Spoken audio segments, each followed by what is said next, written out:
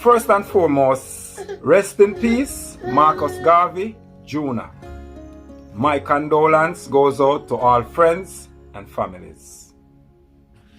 Boy, Alpha. That a boy little enough.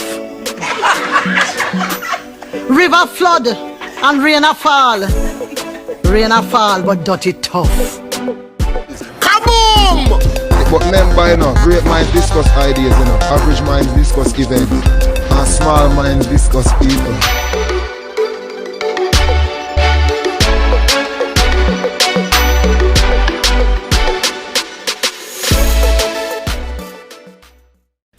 Good evening, viewers and subscribers. Big up on yourself, bless up on yourself. Yes, me there with uno again. Yeah, man. My people, me there with a brand new Mutabaruka. Yes, my people. Yes, my people. But uno know say how me do my video them. Me not really just post Muta. I like to give a little speech before me give on a Mutabaruka. So what I say? Cause me not just post Muta for likes, but honestly, I post it for views, even though I don't get paid for the views, because my channel is monetized. But what sense would you post a video if nobody now watch it? So honestly, I post for views. I want people to watch a video when I post it. So I actually post for the views. But the like, if you don't want like, you don't like. If you want dislike, you can dislike too. As long as you view it, that's good enough for me.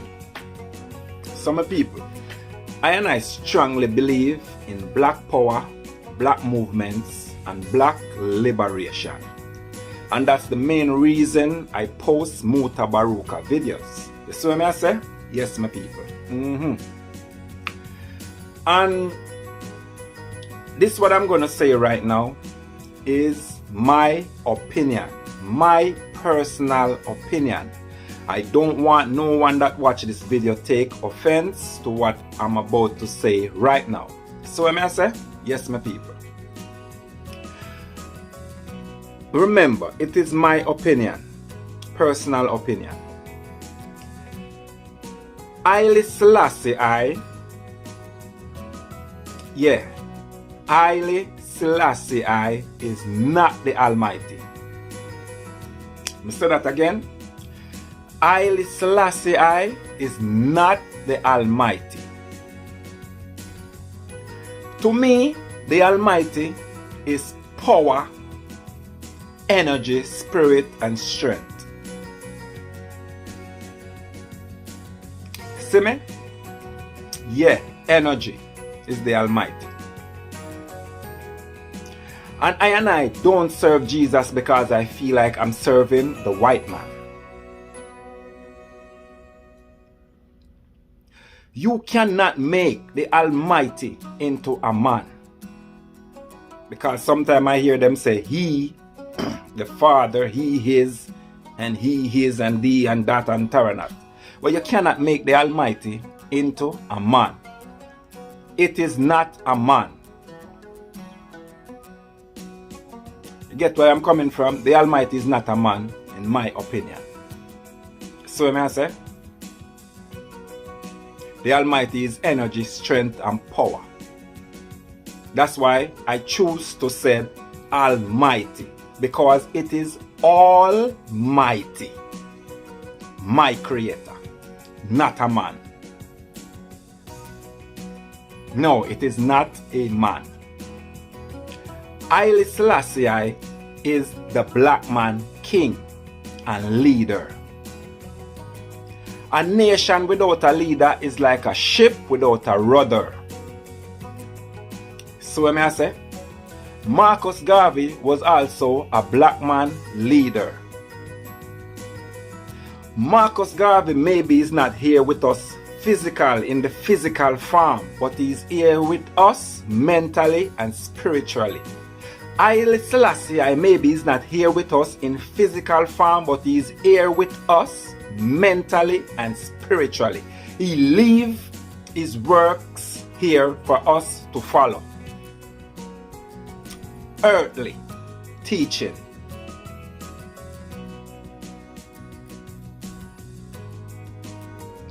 No man gonna make me turn my creator into a man, because my creator is not a man.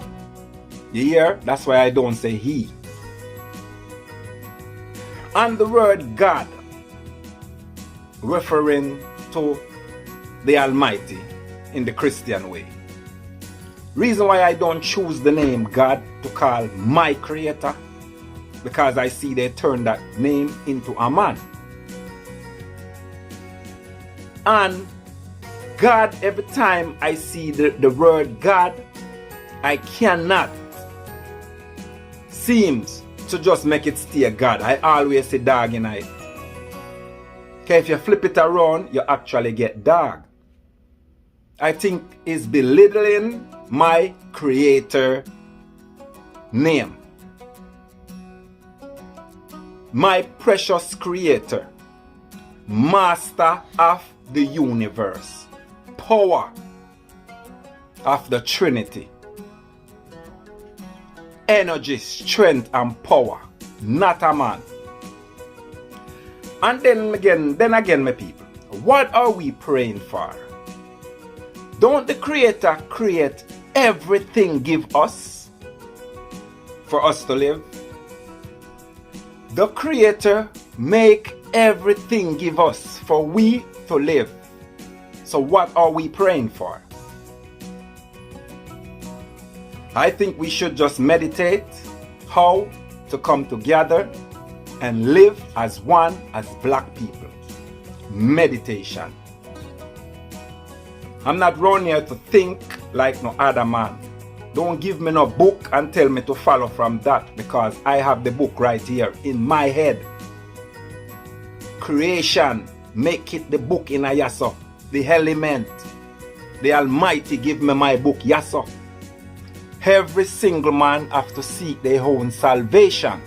So why are you telling me now to read your book and follow it your way? That's your salvation. That's not my salvation.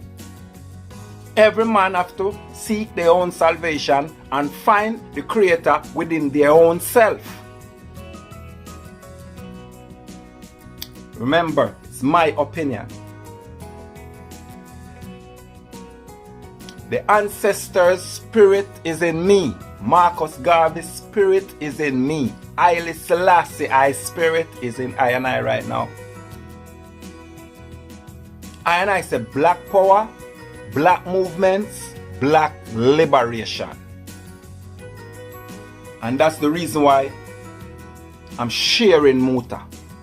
I don't take it lightly or a joke thing for me. Or likes. But yes, I want the view, because why would I post it if no one is watching? So I want the views. If you like, thumbs up, of course. I feel good with that too.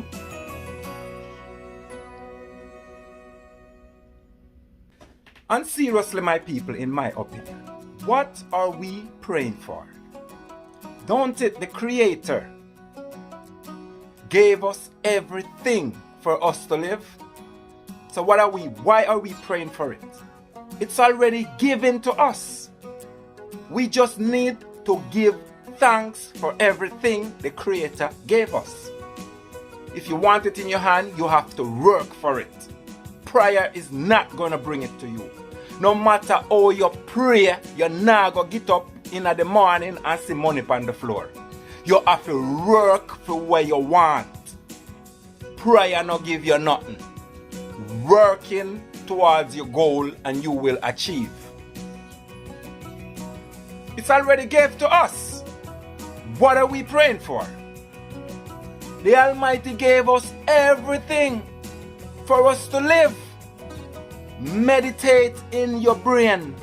Think how we can come together and unite as one nation, as one people, and live and enjoy what the Creator gave to us.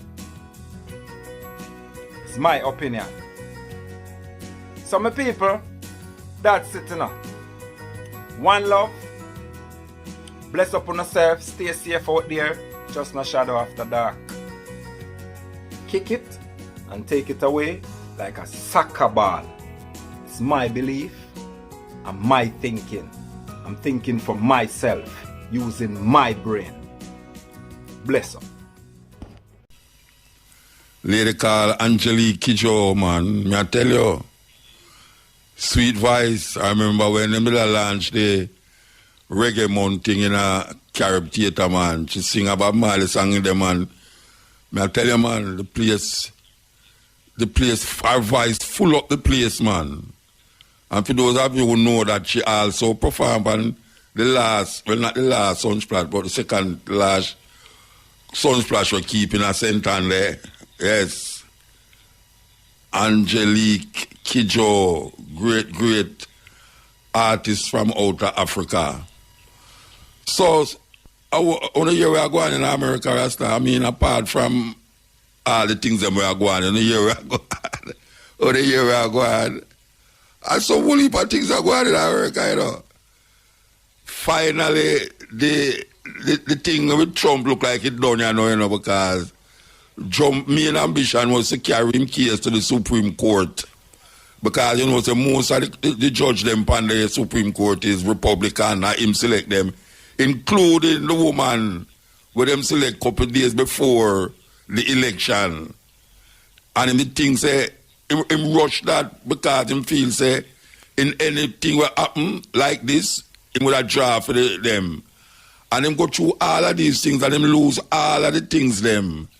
And the one thing no him depend upon was the Supreme Court. And today the Supreme Court, they said, or yesterday, the Supreme Court said, watch a man, this, you can't do that, you can't. Them never write a long letter to him, just one little thing to tell him, say, no, this done. So I don't know where I'm going to know because knowing him, you know, him have other things in him head and him thoughts. And him mean liar have COVID, you know. Why, it's a terrible thing. As me I say, I'm say 3 weeks now, America look like a third world country to me. Yeah, man, America look like a third world country right now, why? I don't know how long it's going to take for it resolve itself. But it better resolve. Yes, and we are heal up all my brethren them and sisters them in America. Who I want them to come a yard or not. It's Jackass in the world no level. Jackass in the world no live, you know. Believe you me. We're going to see what going to happen though. We're going to see what going to happen. Because you see all of the vaccine gone out there now and all these things. Serious things, serious times. This is the cutting edge we're there with you next Wednesday. Listening to Dakora and Black Rasta out of Ghana. Talking about the time of return. Ghana, that is. Ghana is in the news now. There's a ball out only after the election. Ball out said the election rigged. Well, I tell you that disease I go around. It's a disease I go in a Venezuela too. In a Venezuela, them don't say election rigged, them just say the one who Maduro, the man who run against him decides him now run. And then them say, boy, him never have no contest, but you have other people in there who are run against him still. But the interesting thing about Ghana, it's really strange, you know. Them are ball, not a country where usually ball out about rigged election. But now we are here to the election rig. Them want a whole heap of things happen. Well, we're going to see what happens still because it's a different time we are living here right now, trust me. I don't know how the year are done, why the year come like it are done quick though. But think I'm not glad? You think I'm not glad that the year are done quick? The year are done quick. 2020, go away. I tell you, it come away. 2020 come away, man. I hope that 2020 don't come out the place, you know. Trust me, I hope that 2020 don't come out the place. We will never live to see another 2020, none away. We'll never, nobody upon the earth right now will ever live to see another 2020. It's a weird year, man. Very weird. But we are all it. Because we name African people, Jamaican people, all over the place. We are all it. Yes, we are all it. You know, we have talked about my old-time teacher today, Marcus Garvey Jr., who passed away at 90-year-old. 90-year-old in passed away, so we over talk to Mandingo. You know, brethren always call me from England. Me and him used to go to Kingston Technical, and him share the same brethren and teacher friend like of Marcus Garvey, like me. And I rep him. We're there with you. I don't know if you know, but I want to tell you again that the eldest son of Marcus Garvey, the greatest black man who ever walked the earth, his first son, Marcus Garvey Jr., passed away this week at the age of 90-year-old. 90-year-old. He was really out. When I say out, I mean him have what them call it, dementia. Him couldn't walk. He was in a wheelchair the last time I see him in Florida. And he moved to Florida years now, and him is here. And that is where him died. We know we have a brethren here who him voice become very familiar upon the program. Him always call from England. This time is we call him. And the reason why we call him is because we and him share the same school and the same person, teacher. Even though it wasn't at the same class, but Marcus Garvey Jr. was an engineer, scientist, a mathematician, and a black power advocate, walking in the footsteps of his father. So why you look Mandingo? El Mandingo. El Muta.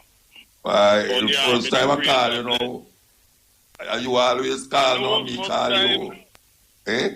Yes, first time in all these years. Yes, true. Yeah, well, you know, this is so important to us that we didn't have to make the link, you know. I know you never called still, but... Yes, I would have called anyhow, yes. Of course, but we choose to call anything.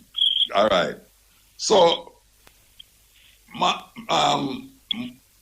Mutabaruka and Mandingo, Kingston Technical, we as youth, we see all these people around we, man like Laxley Comrie, you know, Marcus Garvey Jr., and we make it so insightful is that Marcus Garvey Jr. was not only we know that he was the son of Marcus Garvey, but he was very politically motivated and inclined to actually want to take over the country, like his father formed the organization, the PPP. Him had the same ambition. What do you say about that? That is totally true. Because Marcus Garvey, the father, formed in 1929 the People's Political Party, which was the first political party in the Caribbean. And it was designed to take political control of Jamaica for and in the interest of the African majority population of Jamaica. Likewise, his son, Marcus Garvey Jr., who was my physics teacher at Kingston Technical High School in the 60s, formed in 1968, when I was at Kingston Technical as his student, the African Nationalist Union, which was a continuation of the People's Political Party, but with a different name, African Nationalist Union. And we had a newspaper known as The Black Man. And it was that newspaper that I wrote my first political article in, which was published in, called African Unity in the Caribbean. And that was the first magazine that I was published as a poet. Yes, you will remember some time ago, I actually phoned you and actually read that poem. That was but you never give me the poem. You should have WhatsApp me the poem, fax me the poem, email me the poem. Yes. And as a matter of fact, because all the editions of the Black Man newspaper I have all the editions. Oh, yeah? Yes. I was, from those days, as a leading member of the African Nationalist Union Party, Marcus Garvey Jr. and I and Harold Smith Stocky from York Street, Franklin Town, and Byron Perkis, who has passed away recently, used to go out on Saturdays and sell the Black Man paper in St. Catherine and Clarendon and elsewhere. And there's also Gregory Chin, who used to go with him out by St. Thomas and so on to sell the paper.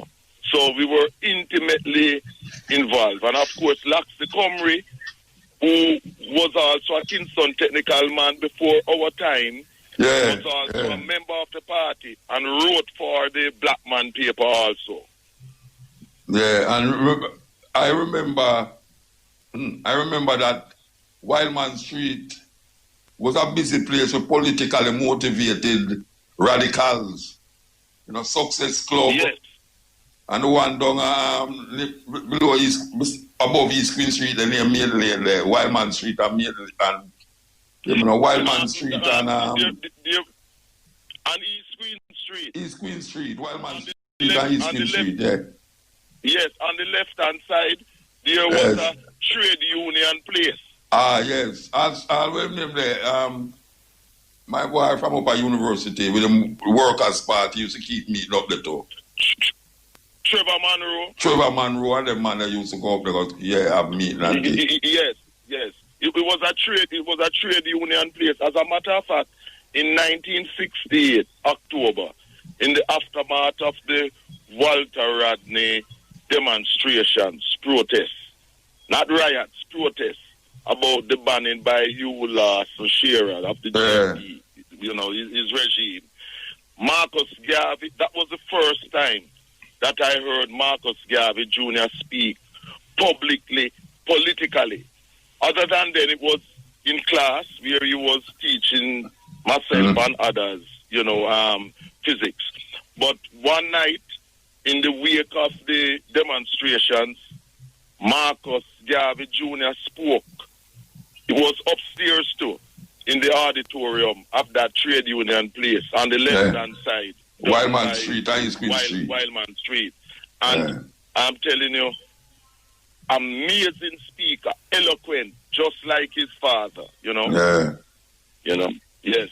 And then, of course, on Sundays, we had a meeting place for the African Nationalist Union Party, which was directly opposite Jamaica Success Club, called that's where I used to go. Cooperative Hall.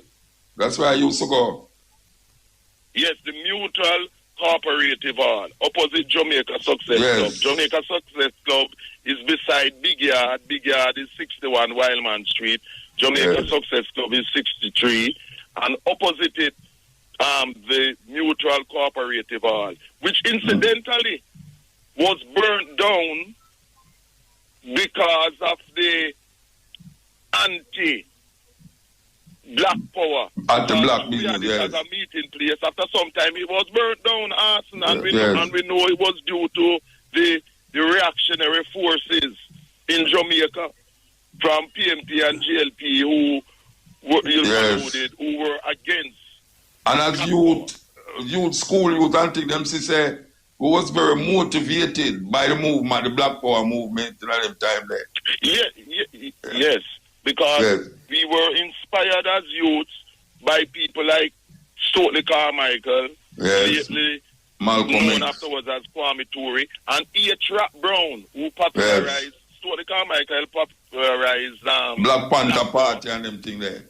You know, and Trap Brown with Burn Baby Burn. You know, with the rebellions in Detroit and all over the states and so on. And the revolution will not be televised by Gil Scott. The last poet. Yes. All right, so tell me something now. In them time, I don't know if they did there when the Garvey the headmaster was banning, taking off the red, black, and green button them off for the student them. They did it at that time there? I don't recall that. I know the headmaster was Mr. Roper, E.G. Yeah, I Roper. can tell you what happened. Marcus Garvey Jr. have some little red, black, and green button where music get out and we wear them and them thing there. Yes, that we wear, yes. And Mr. Roper tell us say we can't wear the button in the school. And Garvey walk around the school and take off every button off for everybody. Every button. So, them pin the button for my files. I did tell a story today too. Them pin the button for my files. And I want to tell you something now. That was like when I was a teenager. Right? When the button up on my file. And last year, IRFM gave me an award. And the principal of Kingston Technical come on the stage. The same button where it pin on my file, the principal take the button and give me it. Because he didn't know of the incident.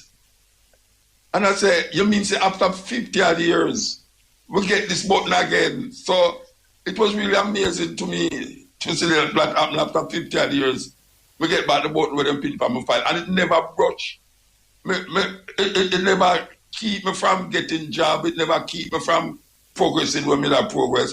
And Mr. Roper actually... But it was on your file. Yeah, and Mr. Roper, after a while, when most of them call them to see me as a weird person, when them say, I start to garner popularity amongst the culture Jamaican thing, them call me and give me an award of waterfalls. Mr. Roper, them carry me. And I say, look at that. Stone that the builder refused. Because Mr. Aaron. Yes, sorry, not Aaron. Aaron. Mr. Stanley Aaron. Yes. Yeah, not Stanley Aaron. Irons. Oh, Keith Irons, the math Irons teacher. ate me like a nose of poison. He ate me because the woman who made that talk when they like her off and he couldn't get her. Well, you know the thing with Keith Irons, the math teacher, he never liked me either, you know. 2 reasons.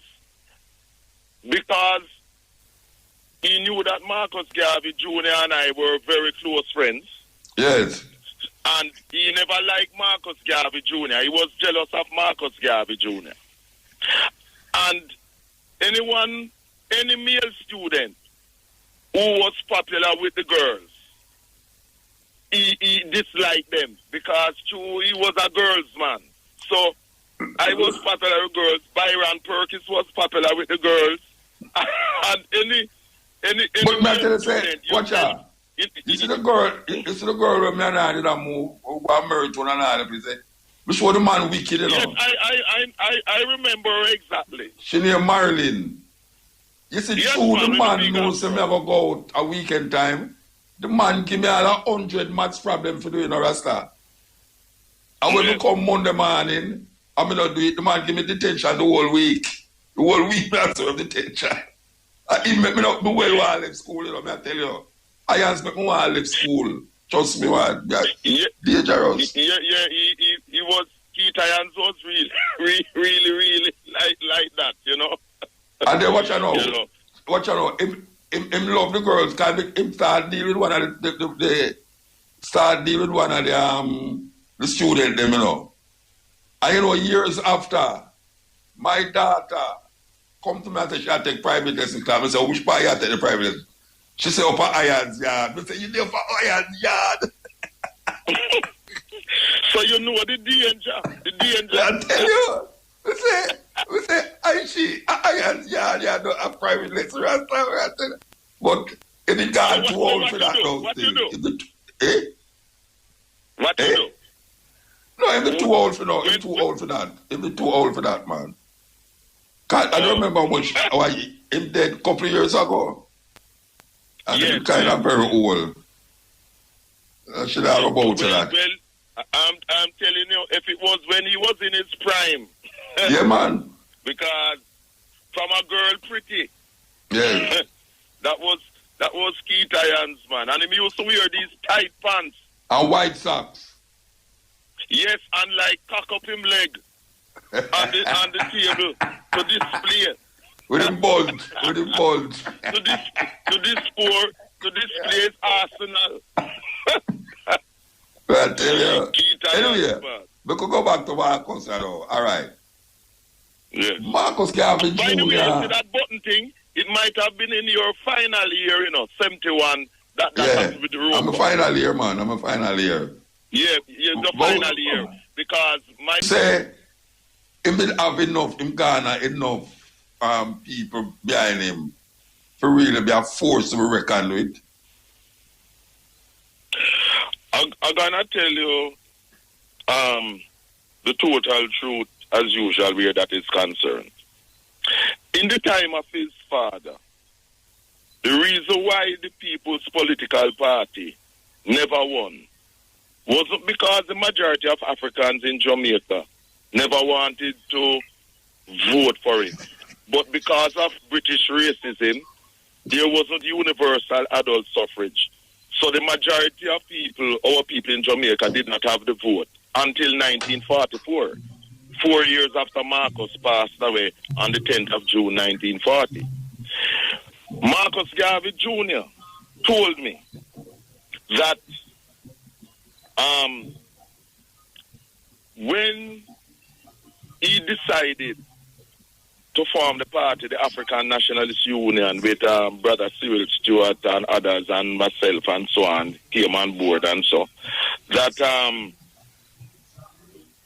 we had universal adult suffrage, but, and he said, the only time he ever voted in Jamaica in his life was in the run-up to so-called independence in 1962, when he voted for the People's Political Party by lawyer, Pan-Africanist Millard Johnson. Millard Johnson, yes. Yes, that was, and as a matter of fact, one Sunday Millard Johnson came with his wife, I think she was from Tanzania, at one of the meetings too. And he said that was the only time he voted in an election in Jamaica, because PNP and GLP are opposite sides of the same kind, as he said. Both of them are European inspired and work for the Europeans and so on. And what happened in 1962 was that PNP and GLP combined to destroy the People's Political Party in terms of false propaganda and violence. When Marcus Garvey Jr. formed the African Nationalist Union in 1968 to continue that struggle, he came under the same pressures whereby PMP and GLP, that's Hugh Shearer for the GLP, Michael Manley for the PMP, combined against him as Bustamante and Norman Manley, the cousins, had combined against Marcus Garvey and others like that, because they did not want any black power, any African power party in Jamaica. So, as usual, them shelved them differences because both of them are the same neo-colonial parties. Yes. And there was a demonstration where out by Spanish Town Road, out by 3 Mile, that Marcus Garvey was leading the demonstration. And he was arrested. And the police officer who was in charge, his name was Stevenson, was in charge of Harman Barracks, what we call Harman, broke them up. We used to wear them blue overall jumpsuit, paramilitary police. They didn't, one of the Harman Barracks police was about to beat Marcus Garvey Jr., with a baton. And Stevenson told the police guy, don't hit him.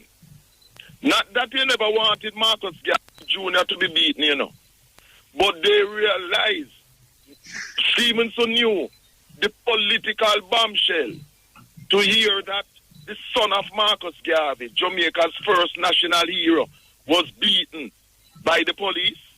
couldn't afford that. But what they did, other members of the party were beaten mercilessly. And Marcus Garvey Jr. was arrested and taken to Matilda's Corner police station right beside Campion College. Campion College, where I used to go to with Alan Skillful and others just before I came to Kingston Technical. He was taken there, and his mother, Amy Jakes Garvey, was worried because she never knew. She heard her son was arrested and never knew where he was. And eventually, she and Marcus Garvey Jr., good friend, lawyer friend, Seymour Stewart, found out that he was at Matilda's Corner police station in the cell. And that's where they went, and then, he was released. He was released and so on. So what happened is that Marcus, we tried our best, but the PNP and the GLP always combined to fight. Well, I want to tell you, say, implant a seed in a technical level. Implant a seed that will grow up and mushroom, man. Which is why you and I and others are still here today doing the work that we are doing. And as we are speaking, Courtney Ladley, who was one of our Black Power people from those sides of technical, is listening. Oh, yeah? Brother Gregory Chin from East Kingston. You call up everybody, man. West Avenue is listening. You call up everybody. Brother Ralph Smith, Stucky from York Street, and others are listening. Oh, God. Because I made them aware that I would be speaking tonight. Yes, so it goes to show that the seed that Marcus Garvey and his son Marcus Garvey Jr. planted bear fruit, because we are here still in the struggle. And I just called some of the names of our people from Kingston Technical: Courtney Ladley, Harold Smith, Stucky Savage from York Street, Franklin Town, Gregory Chin, and others. If Byron Perkins were alive, he would be listening, and there are others too. And I also have to talk about Cherry Richards from Fairfield Road, Ma Sammy Richards' daughter, Fairfield Road, Spanish Town, off St. John's Road, because the shop was one that when we used to sell the magazine, we used to go around by Fairfield Road and sell the magazine around there too. That's how she got to know them. And there's a brethren named Dennis McDonald from St. John's Road, who my parents taught at Friendship Government School, St. John's Road, and others. I was the one who made them know Marcus Garvey Jr., So people are around and alive listening. Yeah, all right. I can say something which is not a private thing, because everybody know. Marcus Garvey used to deal with this daughter in a technical way, right? And she eventually become him lifelong partner. She up to this day, she is the wife of Marcus Garvey Jr. You remember her name? There's a clarification and correction on that, because I heard you and Jerry talking earlier today. Oh yeah? It's actually two wives Marcus Garvey had from Kingston Technical High School. All right. Well. Not one. And the correction is this: the first wife, who you really mean to be talking about, I think her name was clear. I'm looking up at her right now. They were married in Jamaica, and they had a son named Sekou, after Sekou Toure, the president of Guinea. He was born in Jamaica. And then, when we went to the States, when he migrated to the States about 1974, they had a daughter. And sadly, that daughter died as a result of medical negligence by a Muslim doctor.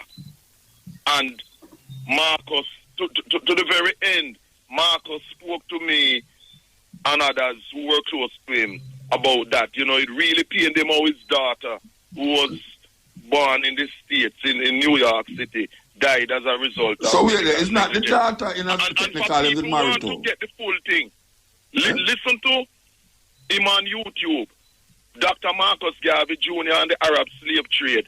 And he goes into detail wait there. about that. No, when I ask you, it's not the daughter where we know in a technical is married to. No, that was the first one. The present one married to her. was married to for about 30 odd years. Her name is Jean. Yeah. No, when we want to ascertain is that was she the sister in a technical when we know?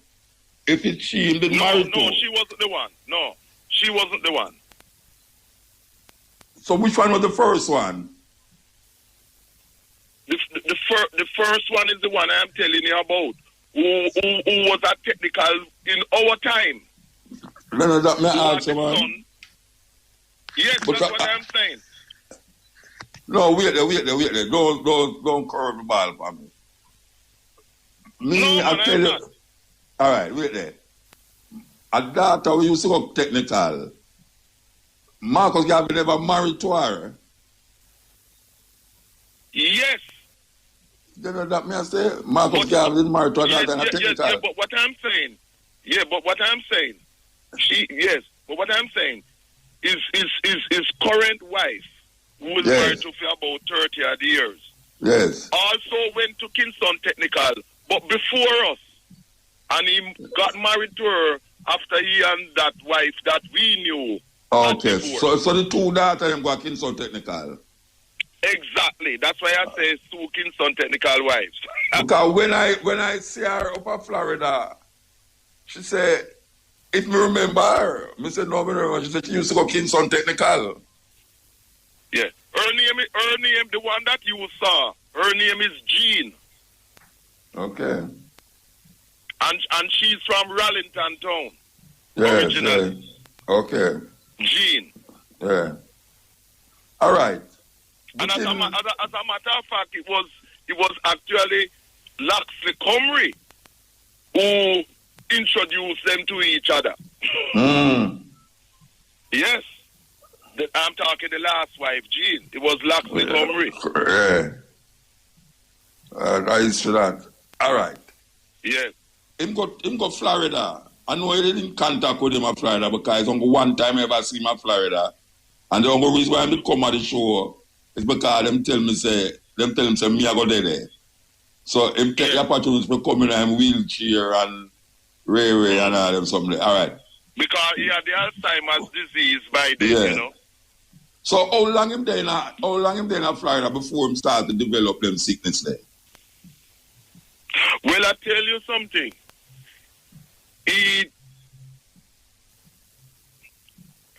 When he went to the States about 74, 75, he was in New York.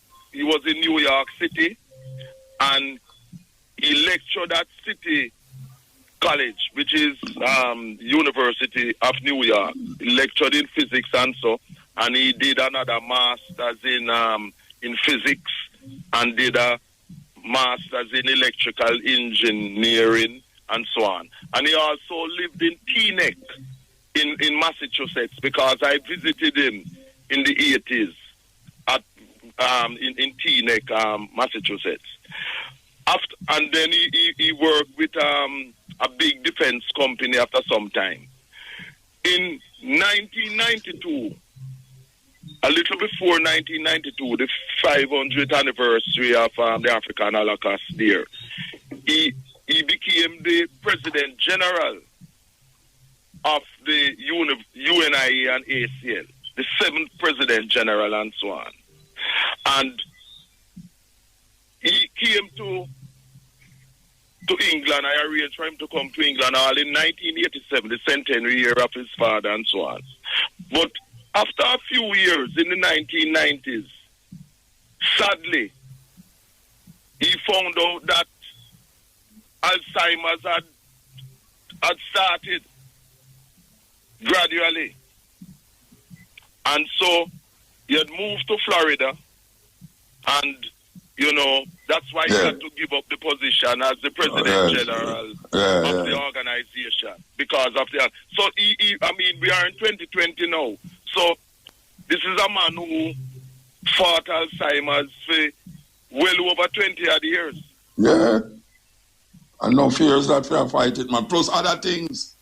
I know only the Alzheimer's, other things too. You know? Yes. One of the things that he did too was that fortunately he went to Ghana on a trip and made a speech at Cape Coast Castle, you know, and so fulfilling the dream of his father who was prevented from visiting Africa, you know. So he spoke there and, you know, to a great reception in Ghana, and that pleased him very much. And he had told me that what he wanted to do is that he was going to write a book, you know, some books about the political way forward and so on. And in 1992, in 1992, as the President General of the UNI and ACL, at the convention of the party in Washington, D.C., he published a 20-point policy position for the UNI and ACL, the black print for our organization, outlining the policies. And one of the things is that the only name to be used for us is African, and in terms of identity, reparations, repatriation, and so on. And he spoke about the need in Africa and in the Caribbean for us to use solar energy as a clean source of energy. And in Africa, to use the wind, the Sahara, you know, we have a lot of wind, as clean sources of energy rather than oil and so on. Well, I want to say, you know, he was a scientist. Yeah, the last time I have communication with him is when I hear him say he might come back, come take over the country within politics. But the last, that was a really long time. So when you are telling me about, I wasn't privy to all of that. I was just privy to him and say, why am I come back, come run the country? You know, get out the two dragon them. True, because he actually wanted to do that, because in 1987 he had publicly proclaimed that he wanted to return to Jamaica to make Jamaica an African republic. And as in the days of the ANU, that Jamaica and the other islands of the Caribbean should be members of the OAU. Yes. The only thing that prevented that is the Alzheimer's disease. But I tell you why I see him though, which is very important. Yes. I see him calculate how much money Britain owe away in response to the 20 million pound where them give the white people them. Him calculate it in our money and now and show how much money them owe away. Is the first man I see do that. Using maths brains and calculate it. Muta, you are totally and absolutely right, because he did that more than one time. And I told you that I have all the copies of the magazine. Yes. One of the magazines have that calculation in it too. Yes. You must send me a photocopy of the one with the poem in it. Yes, I will do that. Of the one with the poem. And what and what he did with the calculation, you know, for what we are to get in terms of reparations. He said he calculated it not at simple interest, but at compound interest. Yes. Compound interest, which is much more than simple interest. All right, we have to move now. We have to move. Give thanks to the thing, give thanks, man. And I just want to say something finally before I finish then, Muta. I was hearing Jerry Small saying that he was vexed with his father, you know? Marcus wasn't vexed with his father. That is not so. And he spent a lot of time. What happened when they went to England with his mother, the two boys, him and Julius, and the mother in 1935. He was born 1930, Julius born 1932. The father they lived as a family. His niece, Ruth Beard Prescott, who was my good friend too. Yeah, remember, not doing the park. Marcus Garvey's, Not doing the park. Marcus Garvey's first wife is my mother's cousin. He never had any animosity towards his father. Doing the park. Huh? She used to live right between Yes, Avedale and doing the park. Yes, same lady at doing the park. Yeah. Miss Prescott. She have a son named Charlie. Yes. Charlie. Yeah, had a son named Charlie. Her maiden name was Ruth Peart, married to Prescott, because incidentally, when she found out that Amy Ashwood was my cousin, she hugged me up because her parents and Amy Ashwood were very close. Yeah. Very, very close, because they took Amy Ashwood's side in the marital thing. The debacle, Yes. But Marcus Garvey Jr. had very good feelings towards his father. He never had any animosity or bitterness. There was no so-called separation thing. What happened was that Marcus Garvey, I have to make this straight, Marcus Garvey went on a trip to Canada, and when he came back, Amy Jakes had left for Jamaica with the boys, and he was angry about that. Okay. I have to set the record straight. All right, we have to move. This is a family thing now. Yeah, we have to move. Yes, Give thanks, Bridget. Blessed Lord. Yeah, man. Every time. That was Mandingo, a schoolmate of mine in a Kingston Technical. We're just going through Marcus Garvey Jr., who passed away this week, at 90-year-old, mathematician, engineer at his highest level, and Black Power advocate. This is the cutting edge. Icons, so much people who come for sure with the way, we still suffer. We look like we are looking for heroes, but the heroes them don't know, We have to become those heroes who we're searching for. Are we this? So if you think say you're going to find another Marcus Garvey, you make a sad mistake. There'll be no more Marcus Garvey. And for those of you who are looking for Jesus, there'll be no Jesus coming nowhere to save you from and carry no rapture. You have to understand that.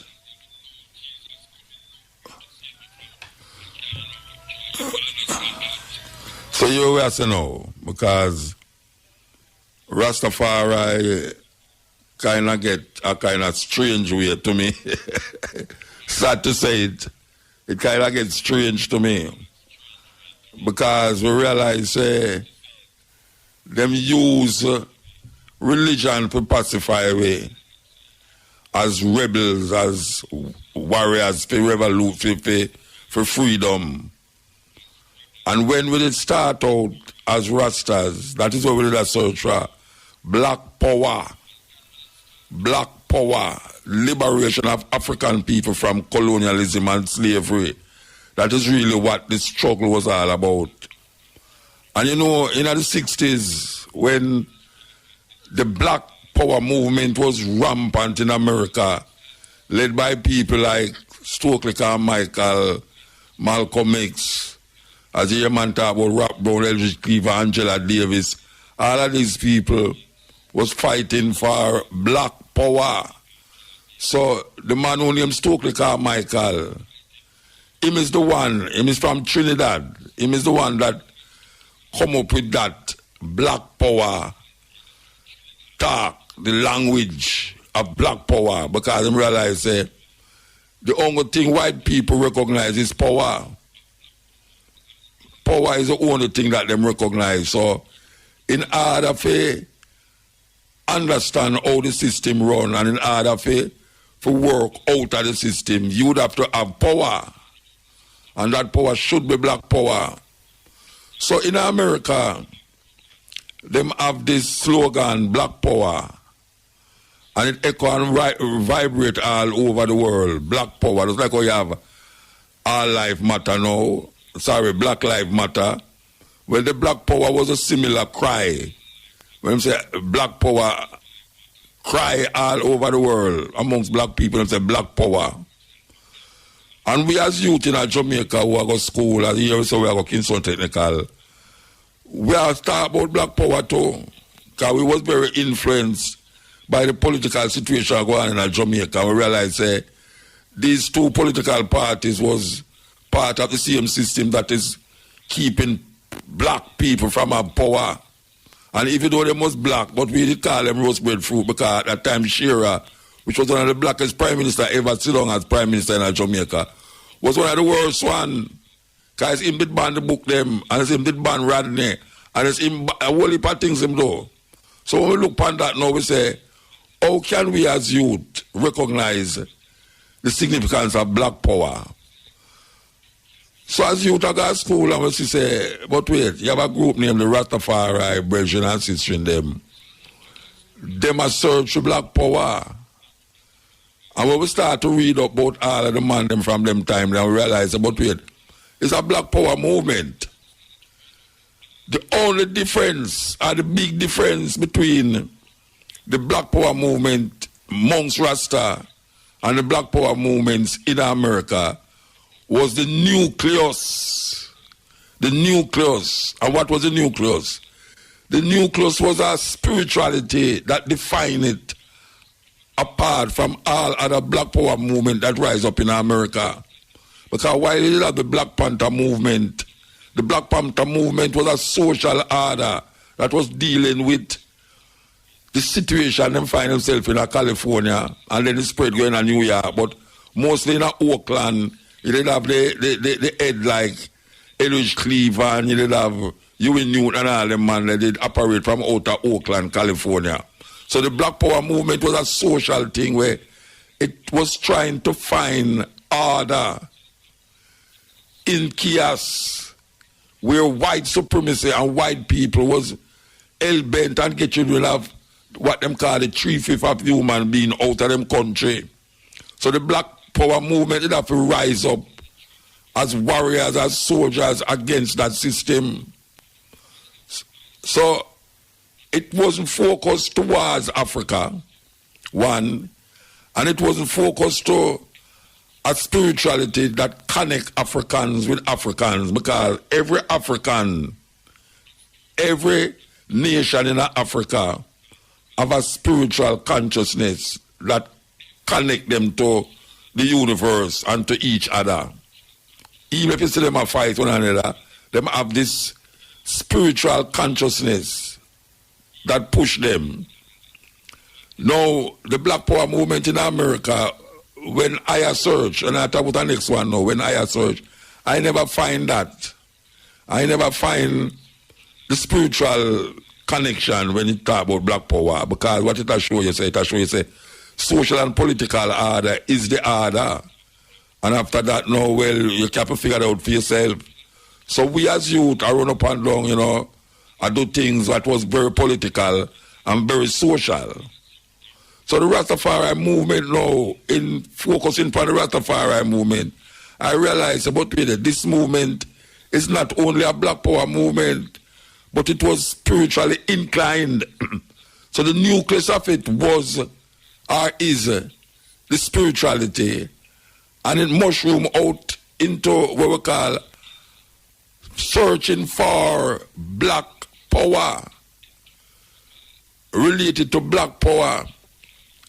So when we go on, we realize, say, all right, a Black Power we are working with, and we're going to try all the 12 tribe move, Federation, and Federation was supposed to be a political move, because the Ethiopian World Federation was given to really deal with that political agenda for African people.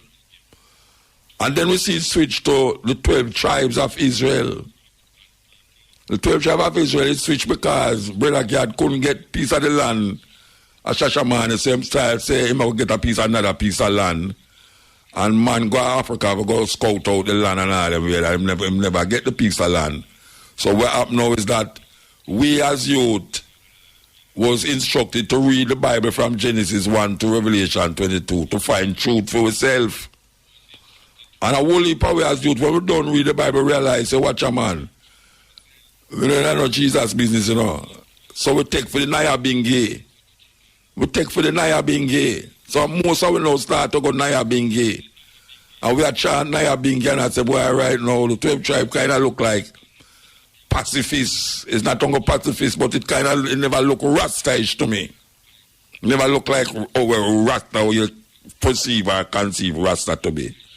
When you go to the Bing, you know, you feel a different vibration. And you feel not only licking down the system and rise up as a powerful black person, but also going into yourself and finding a self that you'd never find when you used to deal with your mother and never find when you used to deal with people out there. You find a different kind of spirituality that really make you feel powerful as a black person. So we start to do the things that will come to way in the revelation of Rastafari. Like, for instance, stop eat certain food, stop comb your ear, and just walk a bush, or do certain things natural and all them, something there. Now, why I say that? I realize that Rastafari has developed into a religion that seemed to move away from the core thing of black power. Most Rasta youth now, him not talk about black power. Him not talk about Jah, Rastafari, and anything we say from can't find still a black power. Him not talk about reincarnated Jesus Christ in the Haile Selassie and all them things there. And I find say in doing that it pacify him. So him start to sing song now where it's almost like them apologize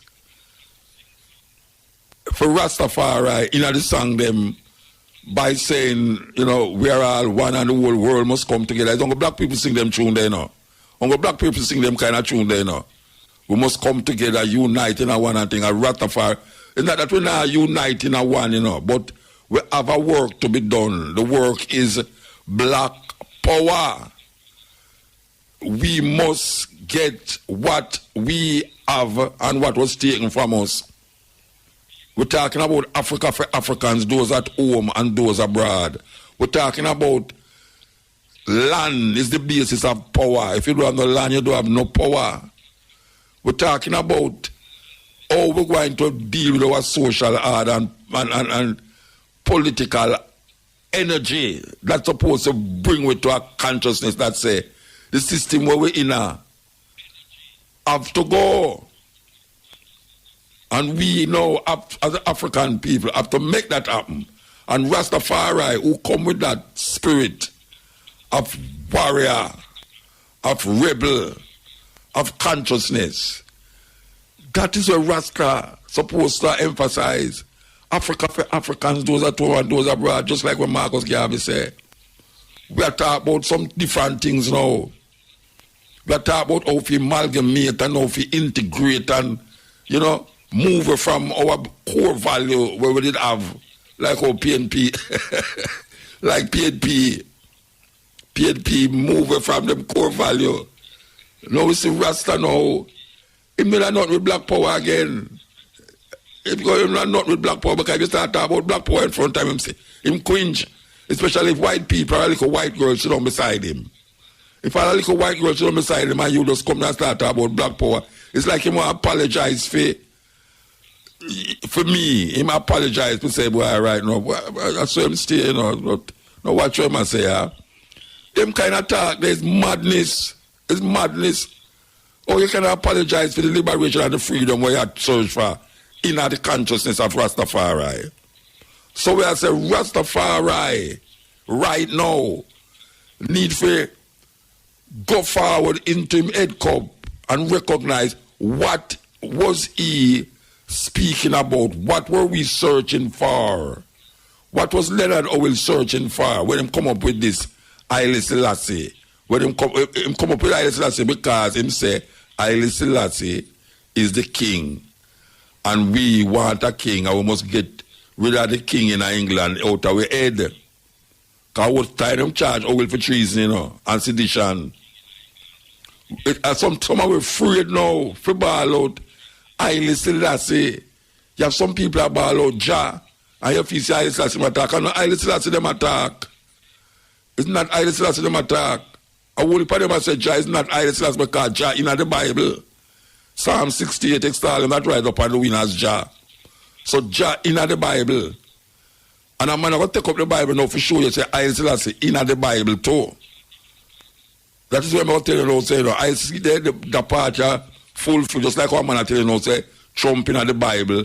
Just like I'm going to say America in the Bible. Every damn thing in the Bible all of a sudden. Because anything mad happen, him start to tell you say, yeah, the Bible are fulfilled. The Bible are fulfilled. Which part the Bible are fulfilled? A man write that. A man write that, you know. A man write that. So when a man I tell you, say, boy, the Bible are fulfilled. Bible are fulfilled where?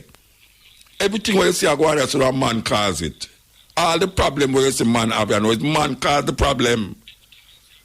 All the things them where happen to man right now is man cause it. And you are, man can solve it. Now the things where happen to black people for 400 years.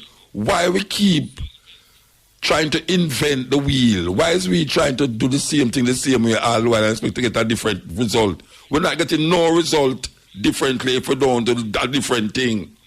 And we know who say Haile Selassie. We must recognize that Haile Selassie is not no supernatural being. You have to know that. You can't make Haile Selassie less or bigger than what him is. No care how much name you call him, and no care where you put him. Him is Haile Selassie full stop. It now gonna make it a bit more powerful if you say, Jah Almighty High, Rastafari is God Almighty, and everything. That now gonna stop Haile Selassie from being Haile Selassie. Are we, as Rastafari, are we depend upon we are depend upon through the eyes of Haile Selassie. Because now we are create a consciousness that's supposed to liberate we. We are create that consciousness. It's not Haile Selassie are created for we, you know. It's because we are saying Haile Selassie why we realize so we have to create it. You know, see it? It's we are create the consciousness through Haile Selassie. So the Haile Selassie not going to come here and come save no Rasta. And you can't pray to Haile Selassie for save you, just like how Christians pray to Jesus for save them. Because Jesus not save nobody. Haile Selassie not going to save you because you pray to him. A joke business. So we have to recognize now what Rastafari is to we. Still, Rastafari is supposed to liberate we from white supremacy, white domination, and oppression. And we must use with head cup, not with them give away. Because for them things can't free we from for them things. We have to go forward into a head cup. We are into what we call Sankofa. And bring forward what was we all the while. So we don't have to look for no leader. We don't have to look for no prophet. Because we have enough of that for serving a million years. And people have less than that and free themselves. And we have so much and can't free ourselves. Because we start to take up alien doctrines, alien ideas and alien thinkings. To fuse it. To fuse it. With where Leonard Howell and all them man, they left us all come give us now. Leonard Howell and all them man, they left these things come give it. And we are try water it down. With whole heap of rituals, whole heap of religion. Man, I talk about priests and all them something. Well, priests come in a Black Power movement, a spiritual consciousness. Well, priests have to do with it. You know, man, I talk about theology, theocratic government and all them. So, theocratic which government? How theocratic government going to work? You go, who going to rule the man? You think, say, I say go come here so come rule Rasta. It's joke business. It's joke business. We find ourselves in a quagmire of cross between what we call Babylon and what we call liberation. And we take up too much of them things. Every hear a man saying about every man get up and kneel down and pray. A lie ma tell. That's where them train him to say. A lie ma tell him not get up every man and pray nothing because someone in him gone to him bed. Because I'm there studio, I'm there with some girl or they on road that dance up and down the place and them thing there. I'm telling every day him get up and pray. Like say him some Christian thinking, Christian doctrine, because the Christian didn't say the same thing. Christian talk about him go baptize in the water. When him go down in the water, it's supposed to make him a different person. Lie them I tell. It's lie them I tell. We have to find what is it that the forefathers did say and do and use it to liberate to say, because we're not using it. We're not using the tool that was given to us. We're not using it. We're obviously not using it because the more and more we look, the more we say, the thing I go, there's the thing I go, until it just absorb into the system where we are fight against. We are being absorbed. Here Rasta now starts, them a politician and them a PNP, so I say them a GLP.